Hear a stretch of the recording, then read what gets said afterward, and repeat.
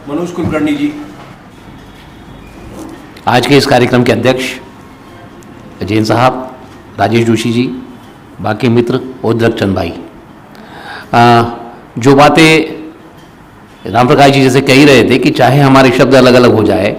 लेकिन अंततः यानी सोच समझने का दायरा एक होता है, तो शब्द बदल जाने के बावजूद मंशा या विचार लगभग वे ही रहते हैं। द्रगचंद प्रजापति जी को मैं लगभग पिछले 15 वर्षों से देखता हूँ, और जब शुरुआत में मंडीदीप में मजदूर आंदोलन जब शुरू हुआ था और CITU के माध्यम से वहाँ के मजदूरों का जो लामबंद उनको किया जा रहा था, और उस समय जो संघर्ष वहाँ चलते थे उसमें से कुछ बार हम लोग को भी जाने का मौका मिला, और उस समय वहाँ वे एक नए कार्यकर्ता के तौर पे सक्रिय थे। लेकिन जिस तरह से उन्होंने बाद में,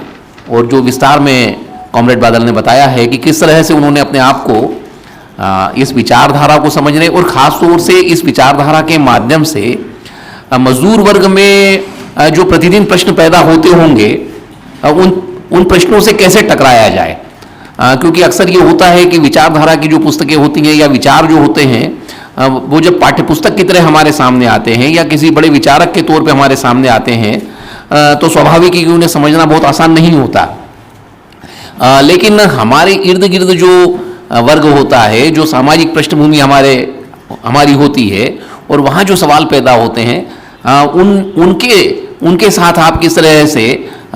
उनको संबोधित करते हैं, उनसे आप निपटते हैं। इस मामले में जो द्रगचंद प्रजापति लगातार कोशिश कर रहे हैं वो महत्वपूर्ण है। और ख़ास तौर से एक बड़ी विडंबना इस समय की ये है कि हम लोग जो मार्क्सवाद में भरोसा करते हैं वो वैज्ञानिक विचारधारा मानी जाती है कि समाज का और समाज में संसाधनों का और पूंजी के वितरण का क्या वैज्ञानिक तरीका है, क्या तर्क है, क्या विवेक है, इसके बारे में इस तरह से हम इस संसार को देखने समझने की कोशिश करते हैं। लेकिन इस समय जो फांसीवाद यानी खासतौर से भारतीय परिस्थितियों में जो मनुवादी फांसीवाद है, जो हिंदुत्व का फांसीवाद है, वो चीज़ों को बहुत ही अलग तरीके से, बहुत गलत तरीके से, बहुत भड़काऊ तरीके से प्रस्तुत करता है। और विज्ञान को हम मानते हैं, लेकिन विज्ञान ने जिस टेक्नोलॉजी का विकास किया है उस टेक्नोलॉजी का दुरुपयोग धड़ल्ले से RSS और उनके तमाम संगठन करते हैं। ऐसे समय में द्रगचंद प्रजापति ने इस टेक्नोलॉजी का जो उपयोग किया है, यानी लेफ्ट फ्रंट से वे प्रतिदिन जिस तरह से वीडियोस बनाते हैं इन विषयों पे, अलग अलग विषयों पे, उसमें समकालीन प्रश्न भी होते हैं, RSS के द्वारा किए जा रहे झूठे प्रचार के विरोध वाली बातें भी होती हैं। इसके अलावा जहाँ जहाँ यानी मुझे ये भी उनके आकर्षित करती है ये बात कि उन्होंने इस टेक्नोलॉजी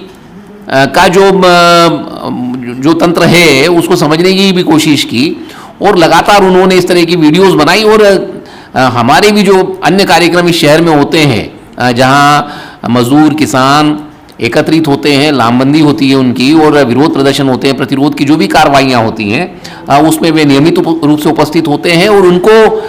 तत्काल तैयार करके उसको जारी भी करते हैं। मुझे लगता है कि ये किताब आने से ये चीज़ अच्छी होगी कि जो लोग इस टेक्नोलॉजी से बहुत संबद्ध नहीं है उन तक भी ये बात पहुँचेगी। लेकिन ये भी रेखांकित करना ज़रूरी है कि वे प्रतिदिन, जिस तरह से कॉमरेड बादल कह रहे थे कि वे इतने व्यस्त रहने के बावजूद अपना समय लगाकर रोज, और उसको इतने सारे चैनल्स पे, अर्थात सोशल मीडिया के विभिन्न समूहों में लोगों को व्यक्तिगत रूप से, तो उस टेक्नोलॉजी का जो उपयोग वो करते हैं वो भी काबिल तारीफ़ है। और मैं उम्मीद करता हूँ कि जिस गति से वे चल रहे हैं, जिस तरह से वे विषयों को उठा रहे हैं, जिस तरह से वो चीज़ों को